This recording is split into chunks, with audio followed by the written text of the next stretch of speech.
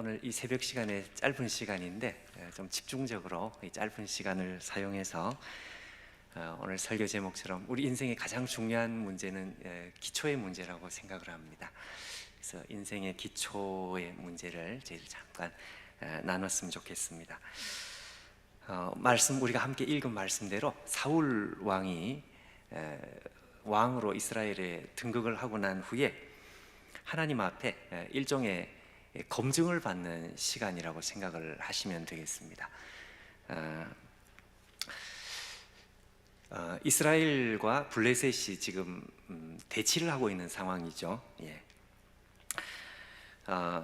그리고 아주 절박한 상황입니다. 우리가 성경을 읽은 이제 그대로인데 6절 아까 우리가 읽은 말씀처럼 이스라엘 사람들이 위급함을 보았다 이렇게 되어 있습니다. 예. 위급함을 보고 절박하여 이렇게 되어 있습니다.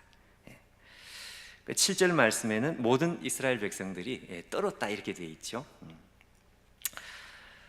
이스라엘은 지금 블레셋에 지금 이 상대가 되기에는 좀 어려운 정도로 아주 수적으로 열세의 상황입니다. 5절에 보니까 해변에 모래같이 많았다 이런 표현이 있죠. 이 백성들이 지금 군사들이 흩어지고 있습니다. 사울에게서 흩어지는 상황, 그리고 이 적들이 바로 코앞에 믹마스라고 하는 곳 바로 코앞에 이렇게 지금 모여 있는 상황입니다. 자, 근데 이제 문제는 이 힘든 상황에서 사무엘이라고 하는 선지자가 시간에 오지를 않는 것입니다. 그것도 한두 시간이나 하루 이틀이 아니고 무려 7일입니다. 사울 왕의 입장에서는 지금 빨리 전쟁을 해서 이 전열이 깨지지 않도록 해서 어떻게 하든지 뭔가 이렇게 좀 해봐야 되는 상황인데 사무엘이 안 온단 말이죠. 다 흩어지고 지금 도망을 치는 이런 상황입니다. 그러니까 정 안 되니 우리가 오늘 읽은 말씀 그대로 자기가 그냥 번제를 드립니다. 번제를 드리고 전쟁을 해야 되겠다고 생각하고 번제를 드리는데 이제 바로 그때 사무엘이 이제 나타납니다. 10절 말씀에 보면 번제 드리기를 마치자 사무엘이 온지라 이제 이렇게 되어 있는데 원래 이제 성경에는 그 보라 이런 표현이 이제 들어가 있습니다. 그러니까 마침 꼭 무슨 약속이나 한 듯이 자로 잰 것처럼 그 자리에 그 시간에 이제 이렇게 찾아온 것입니다. 사무엘이 찾아와 가지고 엄청난 실망을 합니다. 그리고 이 사울 왕에게 아주 그냥 절망적인 이제 말을 하죠. 사울이 여차여차 자기 상황을 이렇게 이제 설명을 하는데 놀랍게도 이 설명을 들은 사무엘이 다른 어떤 정상을 참작하는 그 이해를 해주는 것이 없이 그냥 완전한 멸망 그리고 폐위 선언을 해버립니다. 왕의 나라가 길지 못할 것이다. 14절에 있는 대로.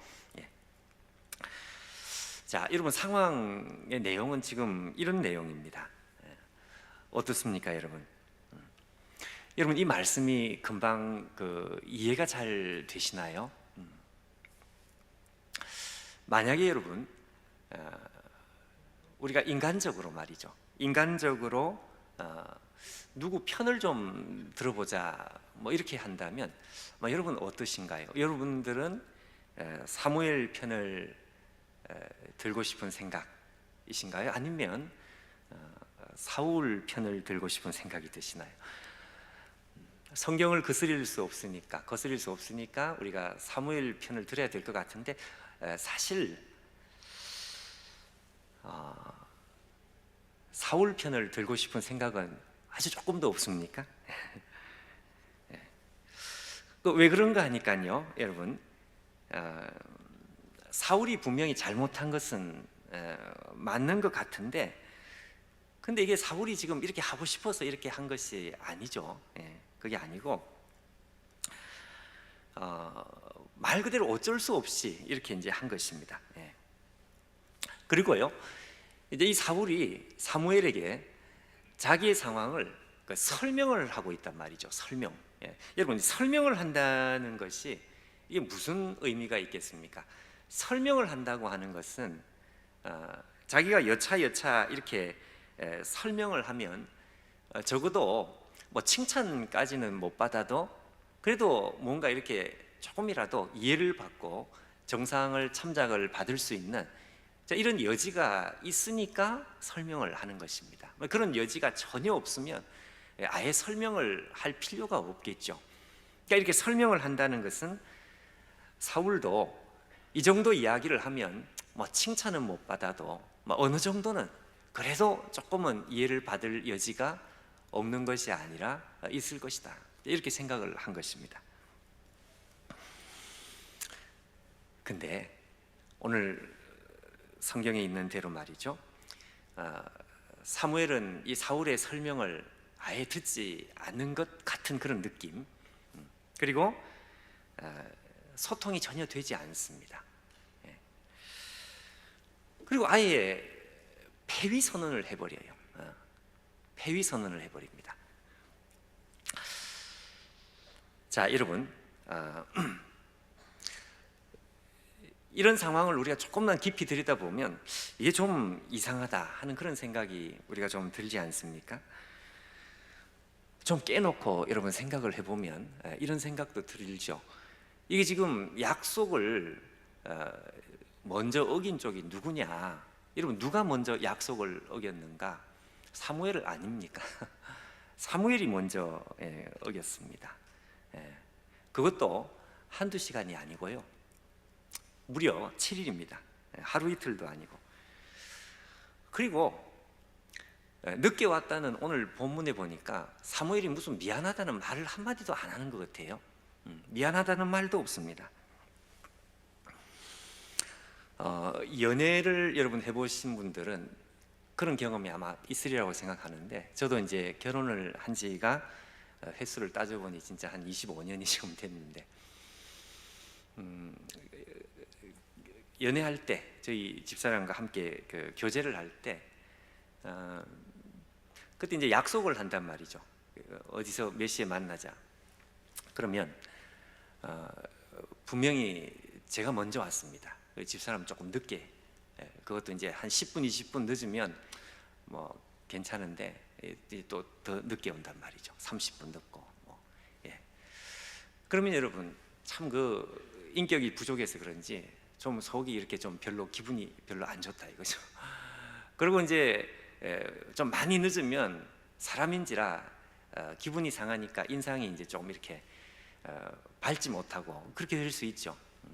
그럼 그때 꼭 저희 집사람이 나타나서 제 인상을 이렇게 살피면서,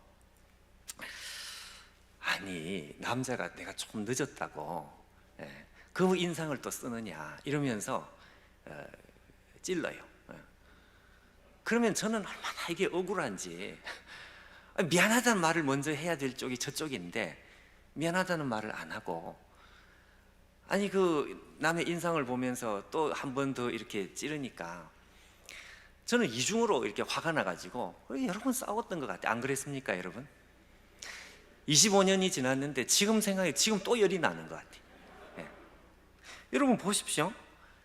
사무엘이 늦었습니다. 그것도 7일이 늦었습니다. 그럼 와서 정말 미안하다고 이야기를 한다든지 뭐 이렇게 나와야 얘기가 될 것 같은데, 아니 오자마자 그냥 너무 실망을 하고, 그것도 여차여차 설명을 하잖아요. 설명을 하면 그러느냐 뭐 이렇게 하면서 소통을 좀 하다가 이게 약간 정상 참작이 좀 돼야 될 것 같은데 없습니다. 그런 거 없어요. 그리고 그냥 극단적인 그냥 선언을 해버립니다. 그냥 폐위 선언을 해버립니다.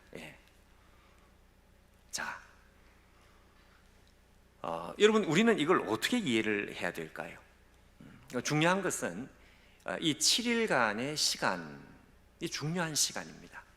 이 7일간 사울이 사무엘을 기다린 이 7일간의 시간이 어떤 의미가 있는 시간인가, 이걸 여러분 우리가 생각을 해야 되죠. 자, 여러분, 이 7일간의 시간이라고 하는 것은 이건 아주 중요한 시간이었습니다. 다시 한번 말을 해보면 이것은 여러분 근본적인 질문을 하는 시간입니다. 근본적인 질문이라는 것은 사울이 스스로에게 질문을 하는 시간이라고 할 수도 있고, 더 정확하게 말하면요, 하나님께서 사울에게 아주 근본적인 질문을 하는 시간이었다, 이렇게 우리가 이해를 해야 합니다. 무슨 질문을 하시는, 오늘 성경에는 없는데 무슨 질문을 하신다는 것일까요? 가장 근본적인 질문이죠. 사울아, 네 인생의 기초가 도대체 뭐냐? 너가 왕이 된 목적이 도대체 뭐냐? 너는 왜 왕이 됐느냐? 그리고 너의 인생의 근본적인 목적이 도대체 무엇이냐? 자, 다 비슷한 질문인데 이런 질문입니다. 여러분, 이 말씀을 우리가 조금 더 이해를 잘하기 위해서 한번 어떤 시나리오, 성경에 나오지는 않지만 이해를 돕기 위해서 그렇습니다. 가상의 시나리오를 여러분 우리가 한번 생각을 해볼 필요가 있습니다. 말 그대로 이해를 돕기 위해서. 만약에 여러분 사울이 말이죠, 기다리지 못하고 번제를 결국 오늘 자기가 먼저 드려버렸는데, 자, 만약에 이 제사를 드리지 않고 사울이 끝까지 움직이지 않고 사무엘을 끝까지 기다렸다면 어떻게 됐을까요?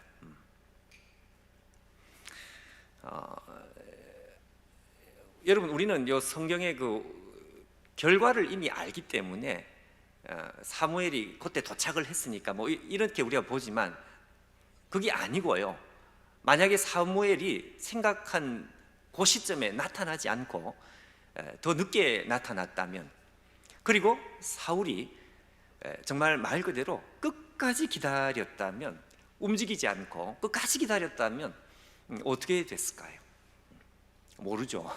모르지만 분명히 사울이 아마 직사하게 고생을 했겠죠. 전쟁에 뭐 패배를 하든지 아니면 뭐 하여튼 직사하게 고생을 하고 많은 사람들이 사상자를 만들 수도 있었겠고요. 자,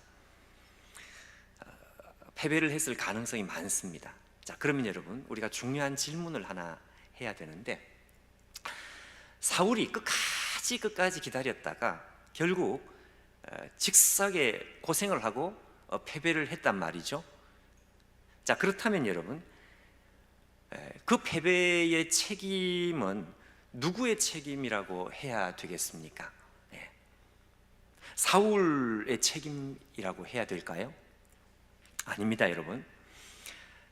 만약에 그렇게 해서 패배를 했다면 그 패배의 책임은 사울의 책임이 아니죠. 하나님의 책임이 됩니다. 왜냐하면 사울은 기다렸어요. 끝까지 기다렸어요.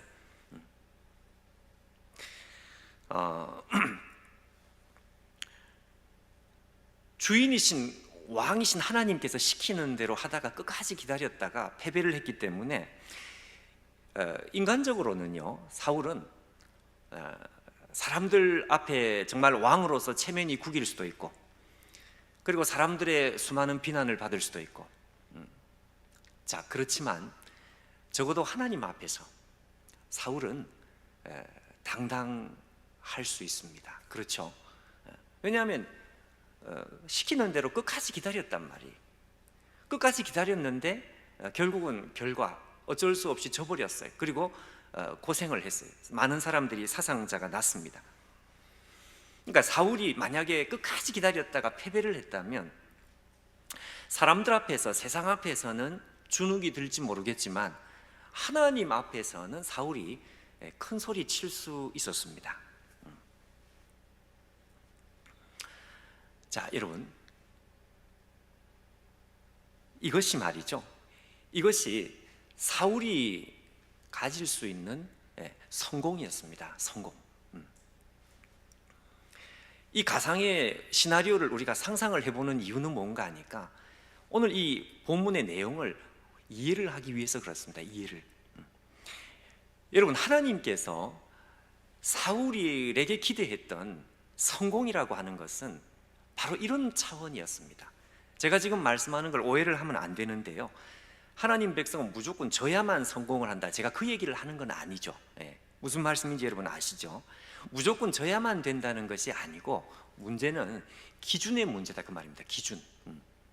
질 수도 있고 아니면 뭐 어떻게 기적적으로 이렇게 이길 수도 있겠죠. 근데 그게 문제가 아니고 사울이 끝까지 하나님을 기다렸단 말이에요. 끝까지 기다렸는데 그 결과가 어떻게 나타났는지는 하여튼 모르겠지만, 그래서 설사 져버렸다고 해도 그것을 우리는 실패라고 말할 수가 없다, 이것이죠. 이게 중요한 것입니다. 하나님께서 사울에게 원하셨던 것은 이것이었습니다. 사울이 성공하는 인생을 살았다고 하는 것은 이게 사울의 성공이었습니다. 하나님 보실 때 사울은 그게 성공이었어요. 결과가 어떻든지 간에 사울은 끝까지 기다렸어요. 그리고 그 결과에 대해서 사울은 자유로울 수 있는 것, 이게 하나님 보실 때에는 성공이었다, 이것이죠. 근데 오늘 스토리는 그렇게 가지 않습니다. 사울은 끝까지 기다리지 못해요. 여러분, 사울이 실패할 생각은 없었습니다. 나는 끝까지 실패를 해도 끝까지 나는 기다릴 것이다, 이게 안 되는 사람이에요. 자, 그러면 여러분, 우리의 질문, 사울이 실패할 수 없었던 이유는 뭘까요? 사울은 왜 실패할 생각을 못했을까요? 실패할 용기가 없었는데 사울이 실패할 용기가 없었던 이유가 도대체 뭐냐, 그 말입니다.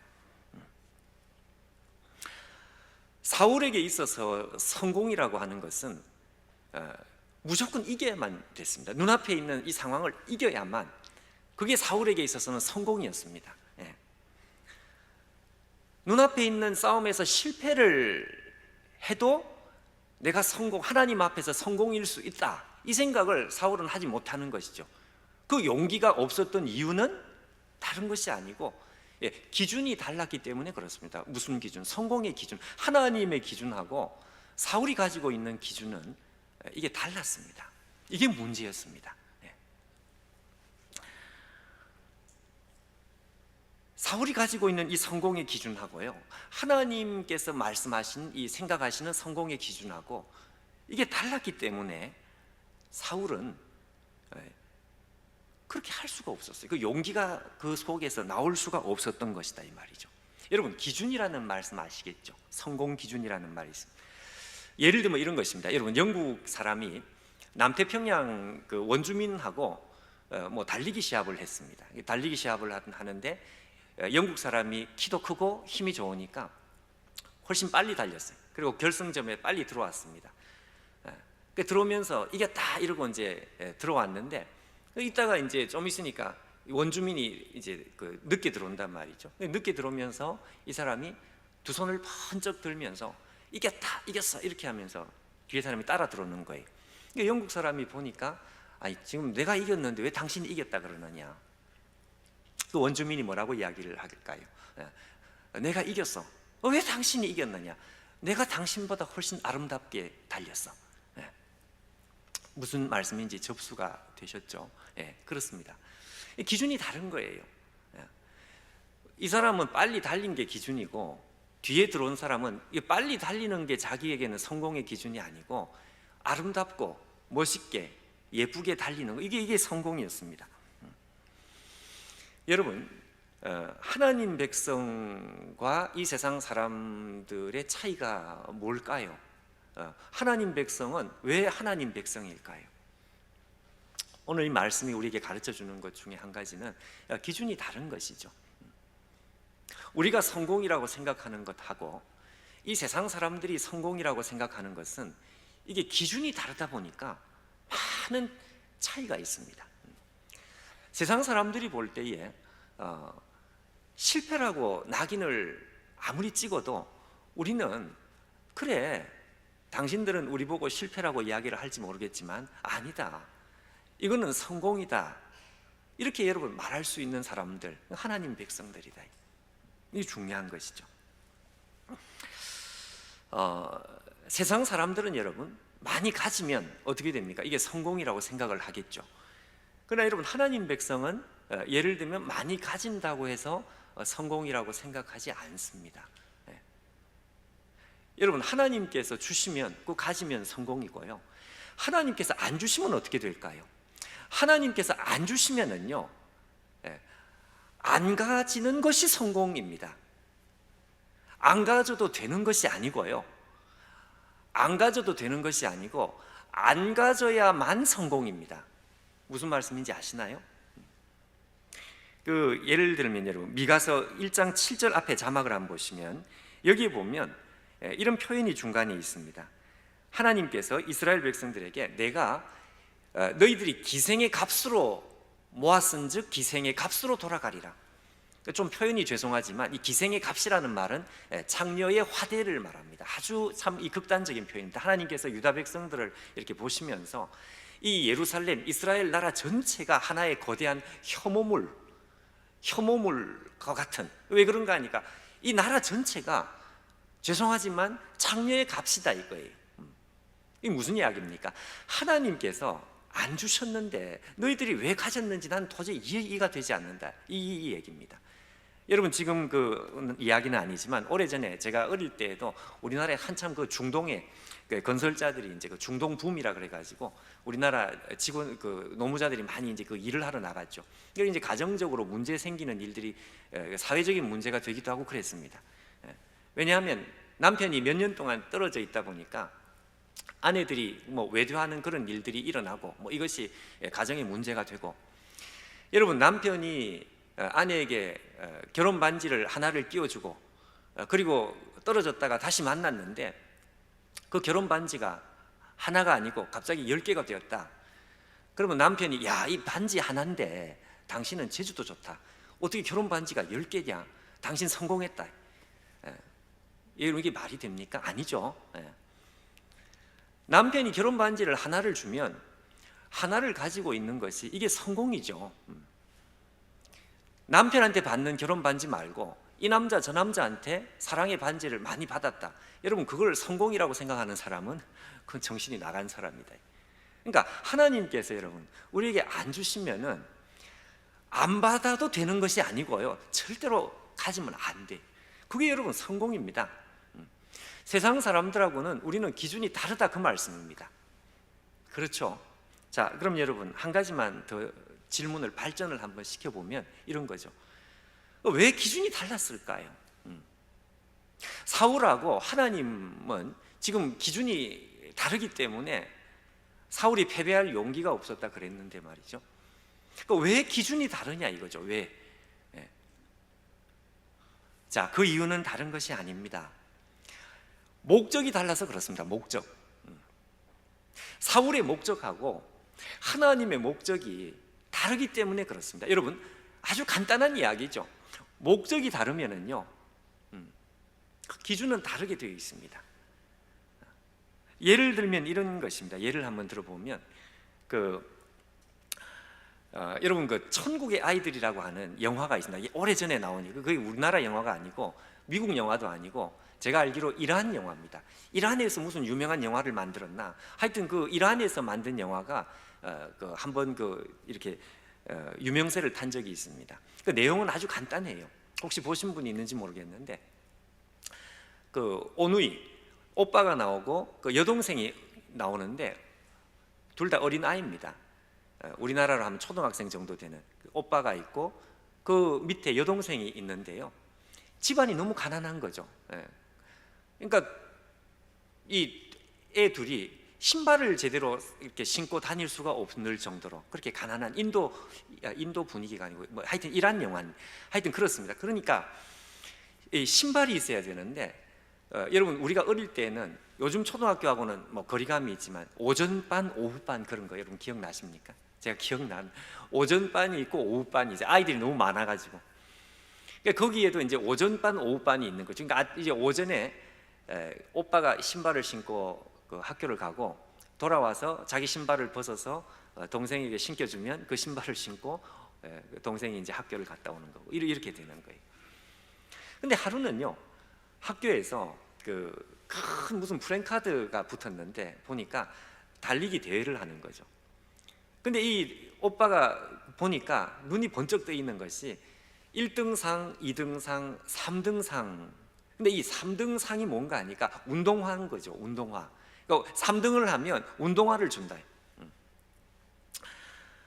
그래서 이 오빠가 그때부터 이를 악물고 결심을 합니다. 내가 반드시 저 운동화를 내가 받아야 되겠다. 이러고 이제 연습을 하기 시작합니다. 그래서 동생한테 이제 장담을 하는 거죠.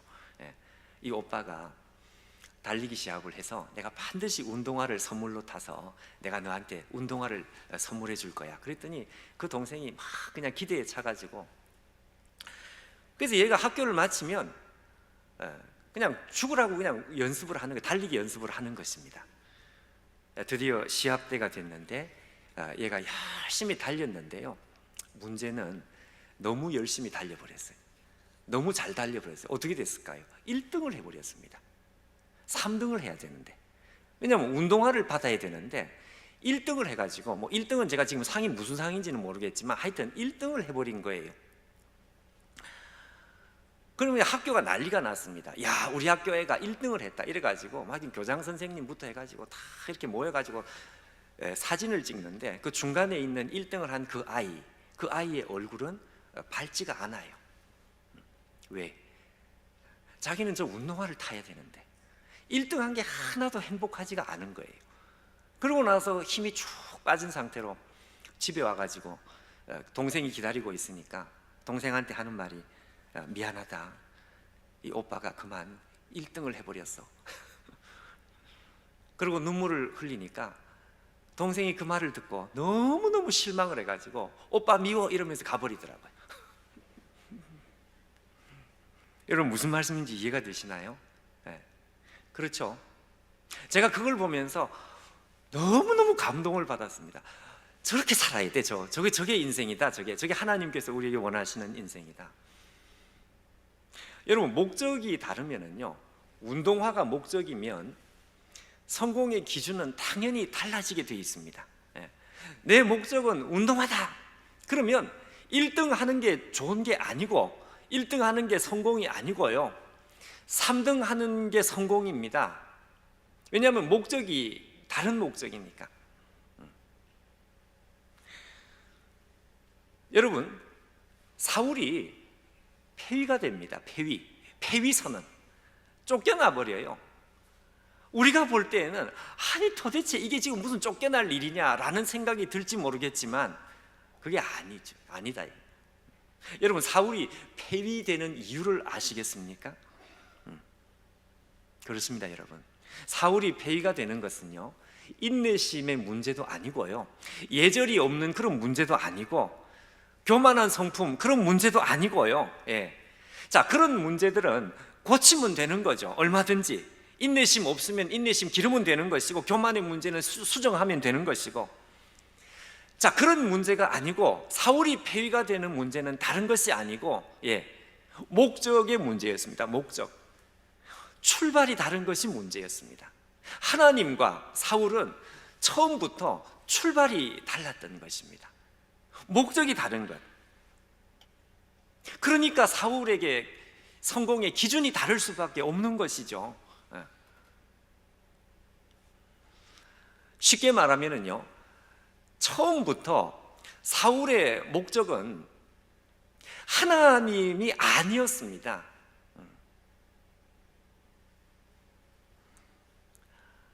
근데 이스라엘이 왕까지 되고 나니까 뭔가 이 사람의 겉모습을 봐서는 잘 모르잖아요.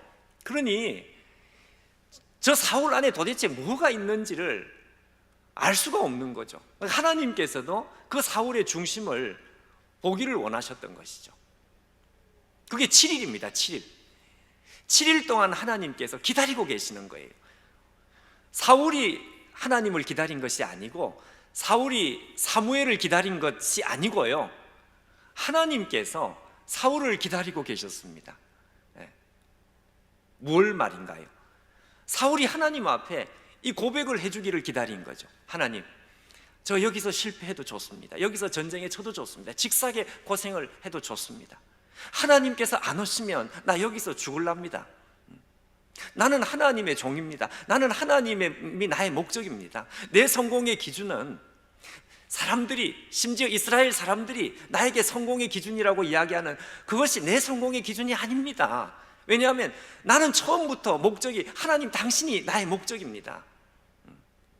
이런 고백을 해주기를 하나님께서는 기다리고 계셨던 거예요.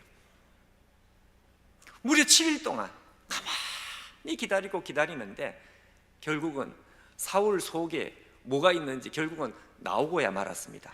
이게 탄로가 나고야 말았습니다. 사울의 목적은 처음부터 하나님이 아니었어요. 자기였습니다. 자기의 야망이었고요, 자기의 욕심이었고. 아모스 3장 3절 앞에 한번 보십시오. 자, 이 짧은 말씀인데, 자, 우리 새벽에 조는 분 한 사람도 없기 때문에 제가 걱정은 안 하는데 그래도 같이 잠 깨우는 의미에서 같이 한번 읽겠습니다. 시작. 두 사람이 뜻이 같지 않은데 어찌 동행하겠으며. 이 짧은 말씀 한 절 속에 저는 이스라엘 역사가 다 들어가 있다고 봅니다. 옛날 성경에는 이렇게 되어 있습니다. 두 사람이 의합지 않으면 어찌 동행하겠느냐. 말이 좀 어렵죠. 그래서 새로 번역에서는 두 사람이 뜻이 다른데 어떻게 동행하겠느냐. 너무 당연한 이야기입니다. 두 사람이 같이 길을 가는데 두 사람이 목적이 다른 거예요. 목적이 다른데 어떻게 같이 갈 수 있겠느냐, 그 말입니다. 여러분, 이 짧은 말씀 속에 이스라엘 역사가 다 들어가 있다고 하는 이유는 다른 게 아니고요, 이스라엘이 멸망을 했던 이유, 이스라엘의 멸망의 이유는 다른 게 아닙니다. 하나님과 이스라엘은 목적이 달랐던 것이죠. 목적. 여러분, 출발이 다르고 이게 목적이 다르면은 같이 갈 수 없어요. 이거는 헤어질 수밖에 없습니다. 아까 말씀한 대로 이게 무슨 인내심의 문제라든지 아니면 무슨 성품의 문제라든지 좀 성질이 더럽다든지, 자, 이러면 그거는 우리가 고칠 수 있어요. 그건 수정하고 그렇게 할 수 있어요. 근데 아예 출발부터 말이죠, 목적 자체가 그냥 달라버리면 목표가 다른데 어떻게 같이 갑니까? 같이 못 가는 거죠. 하나님께서 사울을 폐위시키는 것은 이거는 그냥 신경질이 나서 폐위를 시키는 것이 아니고 열받아서 그런 문제가 아니다 이거죠. 사울하고 하나님은 목적 자체가 다르고요, 출발 자체가 다른데 어떻게 끝까지 가냐. 그래서 하나님께서 나타나서, 사무엘이 나타나서 폐위 선언을 하는 것은 사무엘의 성질이 좀 안 좋아서 그게 아니고요, 그런 문제가 아니고 우리는 같이 갈 수가 없어, 그 말이죠. 너와 나는 처음부터 목적이 다른 것이구나.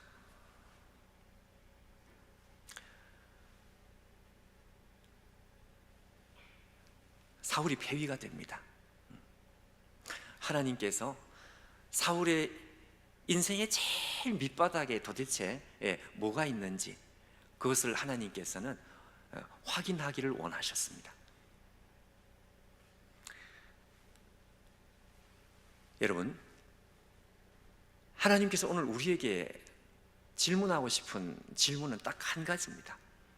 어쩌면 이 순간만이 아니고요, 우리가 사는 100년, 요즘 수명이 길어서 100년, 자, 100년이라고 해도 이 100년의 시간, 80년, 90년, 100년의 이 시간 동안 결국 우리 인생에 하나님께서 받기를 원하시는, 들어보기를 원하시는 답변은 딱 한 가지다 이거예요. 한 가지.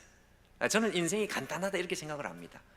딱 한 가지 대답을 하고 우리는 천국에 가는 것입니다. 그게 뭔가 하니까, 아무개야, 사울아, 네 인생의 기초가 도대체 뭐냐? 네 인생의 출발이 도대체 뭐냐? 너의 인생의 목적이 도대체 뭐냐? 너의 인생의 성공의 기준이 도대체 뭐냐?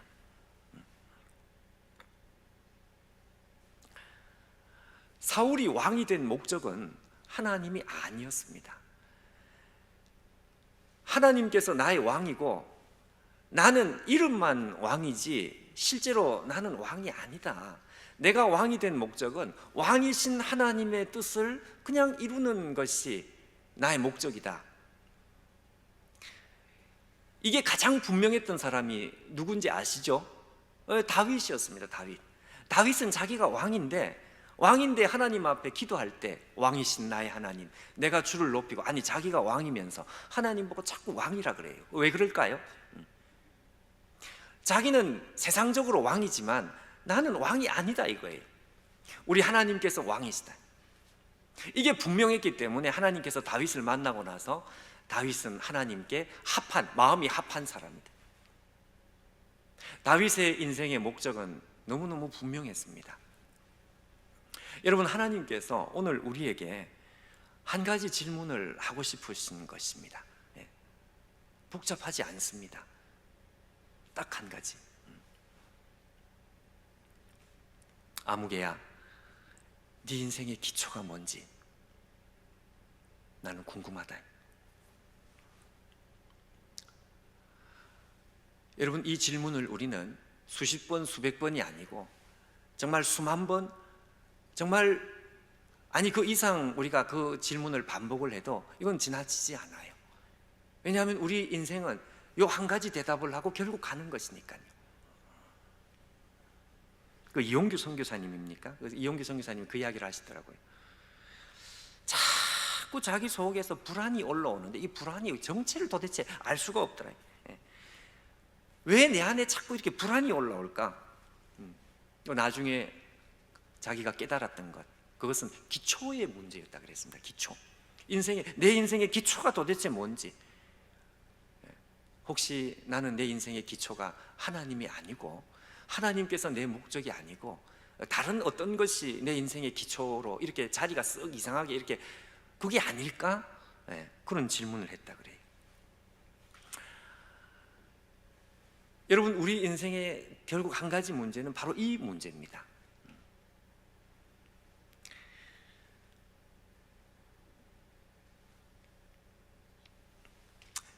예레미야 애가 3장 22절 23절 우리가 암송하는 구절인데요, 옛날 성경으로 제가 암송을 하는데 우리 그 대학부에서 일어나서 항상 암송할 때 저기서 성경 구절 암송을 했습니다. 여호와의 인자와 자비가, 인자와 긍휼이 이렇게 무궁하심으로 우리가 진멸되지 않습니다. 이것이 아침마다 새로우니 주의 성실이 그도소이다. 자, 여러분, 예레미야가 하나님 앞에 하는 이 위대한 고백입니다. 저 고백의 의미가 도대체 뭘까요? 여러분, 예레미야는요 20살도 채 되지 않은 나이에 하나님 앞에 부름을 받습니다. 그리고 한평생 정말 고생이란 고생은 다 해. 그리고 마지막으로 자기가 인생을 마감할 때는요 비참하게 순교합니다. 순교. 세상 사람들이 보기에 비참하게 애굽으로 끌려가서 순교를 합니다. 그럼 여러분, 예레미야의 인생은 도대체 뭘까?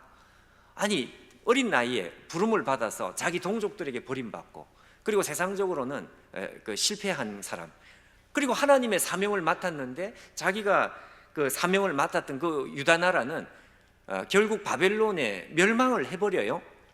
그러면 도대체 예레미야가 건진 건 도대체 뭐냐? 우리가 보기에는 모든 면에서 다 실패입니다. 예레미야는. 근데 예레미야가 폐허가 된 예루살렘, 그 폐허 한중간에서 하나님 앞에 하고 있는 고백이 지금 방금 말한 저 고백, 여호와의 자비와 긍휼이 무궁하심으로 우리가 진멸되지 않습니다. 이것이 아침마다 새로우니 주의 성실이 그도소이다.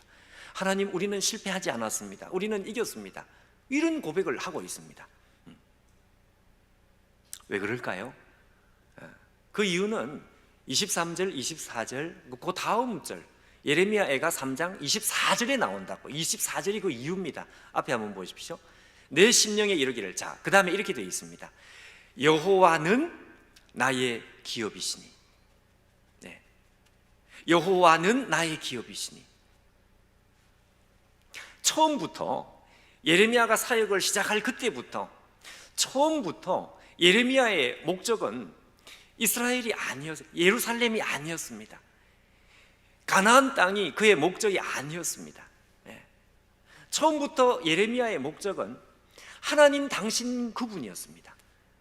하나님 당신의 뜻을 내가 배반하지 않는 것, 하나님께서 나의 전부가 되셔서 내가 세상적으로 실패를 하든지 세상적으로 성공을 하든지 그것이 나에게 중요한 게 아니고 하나님께서 나에게 맡기신 그 명령, 하나님 나에게 말씀하신 것, 내가 그것을 순종하면 나는 그것을 성공으로 알겠다. 이게 예레미야의 처음부터의 기준이었고 그의 목적이었고요.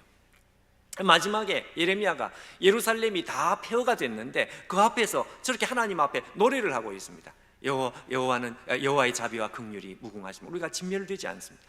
이것이 아침마다 새로운 주의. 왜냐하면 처음부터 나의 기업, 나의 재산, 나의 전부, 그 말이죠. 처음부터 나의 재산은 하나님 당신이었습니다. 나는 하나님 앞에서 배반하지 않았습니다. 나는 끝까지 세상 사람들이 손가락질을 해도 나는 끝까지 하나님 붙들고 마지막까지 이 자리까지 왔습니다. 여호와는 나의 기업이시니.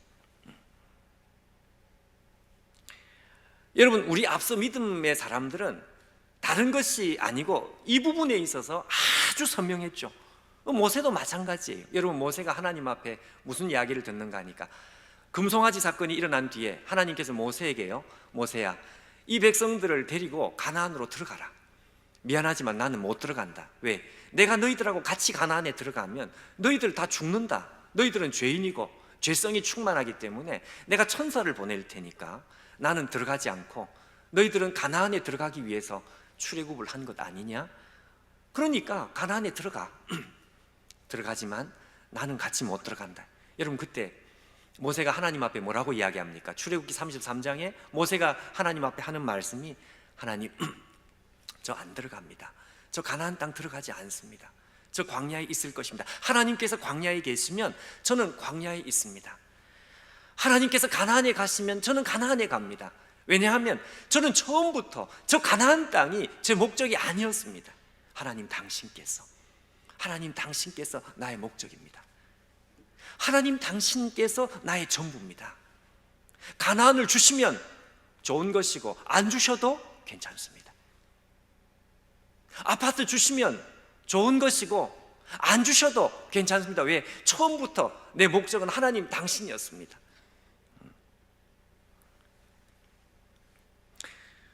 근데 사울은 좀 달랐습니다. 사울은 성공의 기준 자체가 하나님과 많이 달랐어요. 그 왜 그럴까? 가만히 하나님께서 들여다보니까 사울은 처음부터 하나님께서 목적인 줄 알았는데 하나님이 그의 목적이 아니었고요, 하나님보다 더 밑바닥에 있는 것이 있었어요. 자기의 야망이었습니다. 자기였습니다. 여러분, 하나님께서 우리에게 질문을 하고 싶은 거죠. 질문을. 여러분, 우리가 믿는 이 복음이라는 것이 뭘까요? 우리가 믿는 예수의 복음, 예수의 복음이라는 것은 간단하게 우리가 표현을 해보면 이렇게 표현할 수 있습니다. 예수의 복음은 하나님께서 우리 자신, 미물과도 같은 우리 자신을 하나님께서 목적 삼으신 것. 말이 좀 어렵습니까? 쉽게 말하면 하나님께서 우리를 향해서 너가 나의 전부다, 너가 나의 목적이다, 너만 있으면 되는 것이고 너가 나의 전부다. 하나님의 목적이 무엇인지를 우리 가운데 분명하게 선언하신 사건, 이게 복음 사건이죠. 하나님께서 우리에게 다 주셨어요. 아들을 주신 것은 다 주신 것이고, 아들은 하나님 자신이니까 하나님 자신을 주신 것이고, 하나님께서 아들을 주시고 하나님 자신을 주신 것은 하나님께서 가지신 전부를 다 주신 것이다. 줄 게 없습니다. 더 이상. 제가 오래전에 전도사 때인데 지금 아직도 제가 생생하게 기억하는 거, 제가 그 처음으로 집회를 간 적이 있습니다. 그때 전도사 시절인데, 지금도 저는 그 사람들 앞에서 이야기하는 그렇게 편한 사람이 아닐, 아주 내성적인 사람인데요. 그러니까 처음 집회를 했으니까 얼마나 마음이 떨렸겠어요. 그러니까 준비한 원고대로 그냥 있는 그대로 그냥 눈에 보이는 거 하나도 없이 막 그냥 설교하고 내려왔는데, 그 교회 목사님 사모님이 집에 안 가시고 계속 앉아서 우시는 거예요. 그래서 난 뭔 말을 잘못했나 싶어가지고 나중에 겁이 나가지고 물어봤습니다. 사모님, 제가 무슨 말을 잘못했습니까? 뭐 때문에 눈물을 흘리시냐? 그랬더니 목사님이, 전도사님이 했던 한마디 말이 제 마음에 이렇게 그냥 비수처럼 꽂혀가지고 그게 저를 놓아주지를 않는다. 그게 무슨 말이냐 그랬더니 제가 한 말도 제가 모르겠는 거예요. 무슨 말씀을 했습니까? 제가 무슨 말을 했습니까? 그랬더니 전사님이 그러지 않았느냐, 하나님께서는 주고 싶어도 줄 게 없다고 그래요. 그렇지. 그 얘기를 들으니까 제가 은혜가 되더라고요. 맞았어. 복음이라고 하는 것은 하나님께서 다 주신 것이다. 전부 다 주신 것이다. 그러니까 이제는 주고 싶어도 없어요. 줄 게 없어요. 다 주셨으니까. 다 주셨다는 게 무슨 이야기입니까? 예. 하나님께서는 우리 한 사람 한 사람을 전부로 생각하신 것이죠. 전부입니다. 전부. 그걸 다른 말로 하면 우리 한 사람 한 사람이 말 그대로 목적입니다. 목적. 너만 있으면 되고 너가 전부고. 샌디 밀러라고 하는, 여러분 영국에 존경받는 그 목사님이 있습니다. 이 샌디 밀러가 뭐라고 이야기해요? 자기 인생에 하나님 음성을 3번 들었다 이거예요. 너무 가깝게. 우리가 매일 하나님의 음성을 매일 들을 수 있지만 자기가 일생에 너무너무 하나님의 음성을 잊을 수 없도록 들은 거 3번. 그 중에 제일 첫 번째가 뭔가 하니까 청소년 시절에, 학생 시절에 자기가 하나님을 처음 만났는데, 하나님을 처음 만나고 났더니 이 세상이 달리 보이고 정말 눈앞에 정말 이 세상에 부러운 것이 하나도 없고, 그래서 마음이 뜨거워서 혼자서 밖으로 나와서 해변길을 혼자서 산책을 하면서 하나님 앞에 기도를 했대요. 기도를. 하나님, 저는 하나님을 너무너무 사랑합니다. 내 마음이 지금 너무 뜨거운데 지금 하나님께서 무슨 말씀을 하시든지 내가 전부 다 순종할 수 있습니다. 하나님 말씀만 하십시오. 제가 뭘 하면 좋겠습니까? 제가 다 드릴 수 있습니다. 말씀만 하시면. 그때 하나님의 음성이 그의 귀에 들리기 시작했습니다. 사랑하는 샌디 밀러, 네가 나에게 모든 것을 다 주고 싶으냐? 나는 너만 있으면 돼. 그래. 나는 너 하나로 족하단다. 나는 너 하나로 족하단다. 그때 이 샌디 밀러가 그랬어요. 자기가 너무너무 당혹스러웠다. 여러분 당혹스러워 보셨습니까? 하나님 앞에 당혹스러워 보셨습니까? 우리가 하나님의 복음 앞에 서면 우리는 당혹스러워집니다. 왜 그럴까요? 샌디 밀러가 깨달았던 것이, 그렇구나, 하나님의 목적은 나였구나, 나만 있으면 되는구나. 당혹스러웠어요. 몸둘 바를 모르겠더라. 복음이죠, 복음. 하나님께서 우리에게 그걸 보여주시고, 너가 나의 전부고 너가 나의 목적인데 너도 나에게 그렇게 해주면 좋겠다. 내가 너의 목적이 되면 좋겠다. 내가 너의 전부가 되면 좋겠다. 그 하나님 우리에게 명령하시는 것. 미국이 아니고 캐나다에 유학을 하신 어떤 목사님의 제가 간증을 잊을 수가 없는데요, 이 목사님이 이런 말을 했습니다. 이분이 캐나다에 목회자로서 유학을 했는데 너무너무 고생을 하신 거예요. 돈이 없으니까 매달 월세를 못 내가지고 월세 내는 날만 되면 이제 공포심에 떨어야 되고, 주인이 와서 소리를 지르고, 그러니까 월세를 안 내니까 전기, 캐나다 추운 지방에 전기 난방 다 끊기고요. 이렇게 한 달을 지내는데 경제적인 문제만 있었던 게 아니고요, 이 사람이 교회를 개척해서 사역을 하는데 이 사역이 안 되는 거예요. 죄송하지만 심지어는 교인들이 보는 앞에서 어떤 한 분이 이 목사님의 멱살을 잡았어요. 그러니까 그 수치심은 이루 말로 다 할 수 없었습니다. 거기다가 한 걸음 더 나가서 그 사모님이 견디다 못해 남편과의 이 관계가 틀어져 가지고 가출을 해버렸어요. 아내가 떠나버렸어요. 그러고 났더니 어릴 때부터 가지고 있었던 이 고질적인 병이 이분에게 이제 올라오기 시작했네요. 그 불안 증세였습니다. 그러니까 이 불안 증세가 올라와 가지고 그 부친 때문이었습니다. 그 부친이 죄송하지만 장로님인데 너무 엄격한 율법주의적인 부친 때문에 이분이 자기 목소리를 제대로 내지 못하고 그렇게 살아놓으니까 그 속에 있는 불안 증세, 경제적인 고통, 아내는 떠나고요, 교인들 앞에서 멱살을 잡히는 이 마음에 이 씻을 수 없는 그런 수치를 겪고, 이러다 보니까 이 사람이 자살 충동을 느끼기 시작했다 그래요, 본인이. 근데 하루는 아침에 눈을 떴는데 말이죠, 아침에 눈을 떴는데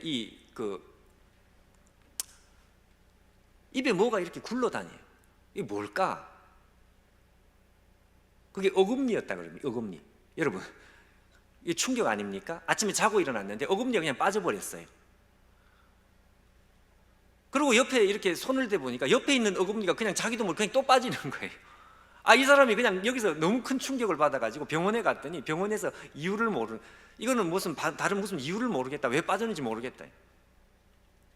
스트레스가 극심하니까요, 이 사람이 그냥 어금니 다 빠지고 이제 진짜 죽을 결심을 했습니다. 아주 독한 마음을 먹은 거예요. 그 추운 지방에 독한 술을 그냥 이만큼 사와가지고요, 이 사람이 자기가 살고 있는 집에 음식을 싹 다 버린 거예요. 그 왜 버렸을까? 죽으려고, 진짜 죽으려고. 그리고 나서 그 캐나다의 그 집 문은 우리나라하고 좀 다르대네요. 열쇠가 밖에서 열쇠를 열고 들어가고 뿐만 아니라 안에서 나올 때도 열쇠를 열고 나오는 무슨 그런 문이었다 그래요. 그러니까 열쇠가 없으면 들어가지도 못하지만 나오지도 못하는. 그래서 이 사람이 음식 싹 다 버리고, 그리고 아주 독한 술을 가지고 와가지고 문을 열고 들어가서 거기서 그냥 술을 있는 대로 먹고, 그러고 나서 그 열쇠를 창문으로 그냥 던져버린 거예요. 그리고 이 술에 취해가지고 그냥 그래가지고 그냥 자기가 그냥 정신을 잃어서 그냥 죽겠다. 자다가 그냥 끝내버리겠다. 근데 이 사람이 자다가 좀 우리가 평범하게 할 수 없는 좀 특별한 영적인 체험을 합니다. 제가 그 영적인 체험이 뭐 체험 자체가 대단해서가 아니라 그 하나님 앞에서 그가 들은 음성이 제 마음에 잊혀지지가 않아가지고 영적인 체험을, 무슨 체험을 하는가 하니까요, 그 독한 술을 먹었으니까 이 사람이 정신이 그냥 완전히 가버린 거죠. 그리고 음식을 안 먹었으니까 그냥 사람이 그냥 기진맥진해서 온 힘이 다 빠진 혼미한 상태로 그 꿈결에, 잠결에 어디선가 소리가 들리는데, 저 멀리서 무슨 폭포 소리 같기도 하고 무슨 물소리 같기도 하고. 근데 자다가 이 사람이 가만히 집중을 해서 들어보니까 누가 우는 소리라요. 꼭 자기 육신의 아버지 소리 같은 소리가 들리는 거죠. 그래서 이 사람이 자다가 아버지세요? 아버지 소리가 아니야. 근데 한순간에 갑자기 직감이 드는 것이, 이 소리는 하나님 소리다. 하나님. 그래서 이 사람이 자다가 아버지세요로 말을 바꿔가지고 하나님이세요 라고 소리를 쳤습니다. 그랬더니 마음속에 확신이 오는 거예요. 하나님이었어요. 하나님의 울음소리였어요. 평범한 그 간증은 아니라고 생각합니다.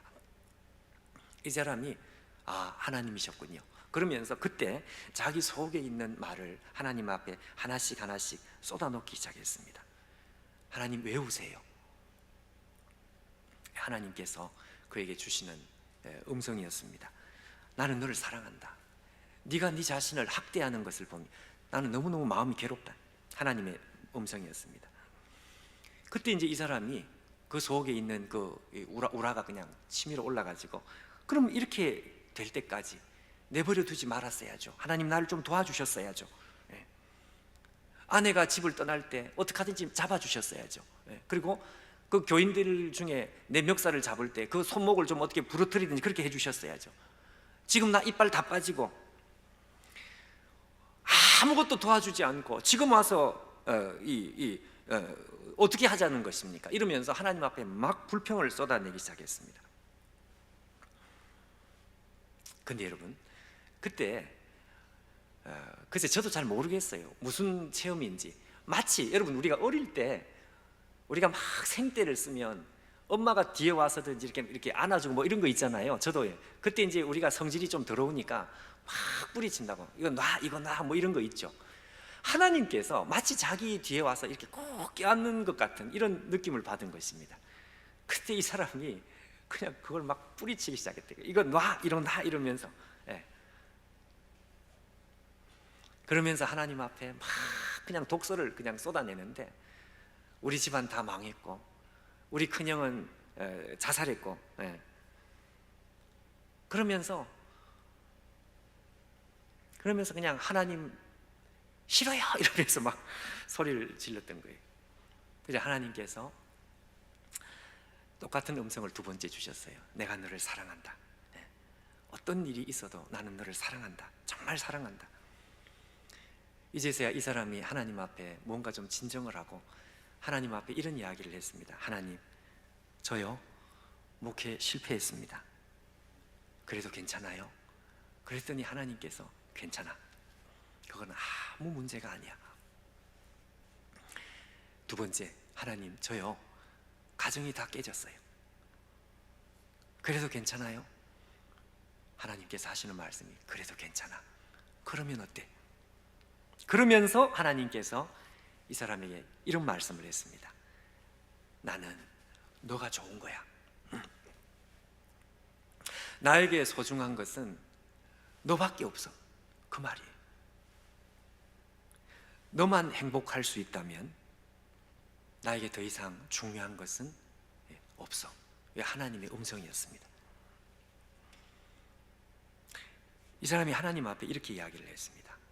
하나님, 저 이제부터 목회 안 할래요. 저 아무도 없는 캐나다 시골에 가서 저는 혼자 이름을 바꾸고 저 혼자 살 거예요. 그랬더니 하나님께서 그렇게 해라. 너가 하고 싶은 대로 해라. 그러면서 하나님께서 똑같은 말씀을 했습니다. 나는 너가 행복하면 좋은 거야. 나에게 있어서 너가 전부야. 못해도 괜찮고 싫으면 안 해도 괜찮아. 너가 하고 싶은 것을 해라. 그러면서 나는 너 그대로가 좋아. 이 말씀이 바로 제가 이 말씀 때문에 오늘 이 말씀을 예를 들어서 인용을 한 것입니다. 나는 너 그대로가 좋아. 너가 나의 전부다, 그 말입니다.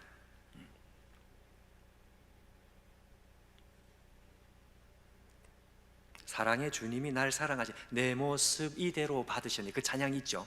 내 모습 이대로 받으셨니 하는 그 찬양, 마치 그 찬양처럼 하나님 그렇게 말씀하셨어요. 아침에 눈을 떴는데 이 우주가 자기가 눈을 뜨고 눈을 볼 수 없을 정도 눈부시게 이 우주가 아름답더라, 이런 이야기를 했습니다. 온 우주가 눈이 부셔서 쳐다볼 수가 없을 정도로 너무너무 아름다워요. 그런데 그 눈부시게 아름다운 이 우주 속에 가장 아름다운 한 사람 누굴까요? 자기였습니다. 자기가 이 우주 가운데 눈 뜨고 볼 수 없을 정도로 너무너무 아름다웠어요. 왜 그럴까요? 하나님께서 자기에게 하신 그 한마디 말씀 때문에 그렇습니다. 나는 너 있는 그대로가 좋은 것이고, 한마디로 너가 나의 전부다. 나의 목적은 다른 아무것도 필요 없어. 너가 나에게 무슨 주는 거 그 아무것도 필요 없고, 네가 무슨 일을 못해도 좋고 잘해도 나에게는 그것이 중요한 것이 아니고, 너 있는 그대로 그것이 나의 전부고 나의 목적이다. 사실은 여러분, 우리가 이 말씀을, 이 사람도 마찬가지죠. 이 체험 속에서 들은 말씀이 아니고 사실은 십자가에서 우리가 이미 수없이 들었던 메시지입니다. 그렇죠. 그 아들을 우리에게 내어주심으로 하나님께서 우리에게 대한 자기의 사랑을 확증하셨느니라. 그 확증이라는 게 뭡니까? 이걸 확증하신 거죠. 더 이상 다른 이야기를 못하도록, 다른 변명을 못하도록, 너가 나의 전부라고 하는 이 사실을, 이걸 확증하고 더 이상 다른 어떤 것이 없이 확증, 도장을 찍어버린 이 사건이 십자가 사건. 하나님께서 하나님 자신을 우리에게 내어주신 사건. 우리는 십자가 앞에서 그 이야기를 이미 들었습니다. 수없이 들었습니다.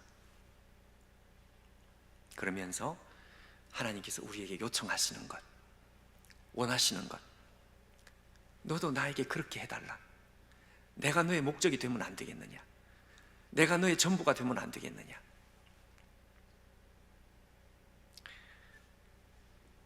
사울은 이게 안 되는 사람이었습니다. 미안하지만 하나님께서, 미안하지만 우리는 같은 길을 갈 수가 없어. 신경질이 나서 회의를 한 것이 아니고, 너와 나는 출발이 다르고, 출발이 다르니까 성공 기준도 다르고 같이 갈 수가 없어. 폐위, 어쩔 수가 없는 거죠. 여러분, 말씀을 마칠 시간입니다. 우리 일생에 하나님께서 저는 한 가지의 질문을 한다고 생각합니다. 하나님께서 우리에게 하시는 질문은 딱 한 가지예요. 제 1계명입니다. 1계명. 나를 사랑하느냐? 괄호 열고 나를 전부로 여기느냐? 괄호 닫고. 하나님께서 우리에게 중명을 하시죠. 십자가로. 그리고 난 다음에 너도 나를 전부로 여길 수 있겠느냐? 내가 너의 목적이 맞느냐? 너의 인생의 기초가 뭐냐? 여러분, 우리 이 귀한 시간, 특별한 시간이죠. 온라인으로 함께 하시는 우리 모든 분들, 새벽에 잠자지 않고 눈을 비비고 일어나서 우리가 하나님 앞에 집중하는 이 시간, 우리가 일생일 때 중요한 질문, 하나님께서 우리에게 하시는 질문입니다. 너가 나의 전부냐? 내가 너의 전부냐? 내가 너의 전부냐? 내가 너의 목적이 맞느냐? 너의 인생의 기초가 뭐냐? 여러분, 우리가 하나님 앞에 이 대답을 하면서, 끊임없이 이 대답을 하면서 우리 인생을 맞이해야 될 것입니다. 여러분, 이 중요한 시간에 우리 하나님 앞에 이 대답을 하는 시간이 되면 좋겠습니다. 우리 같이 한번 기도하시겠습니다.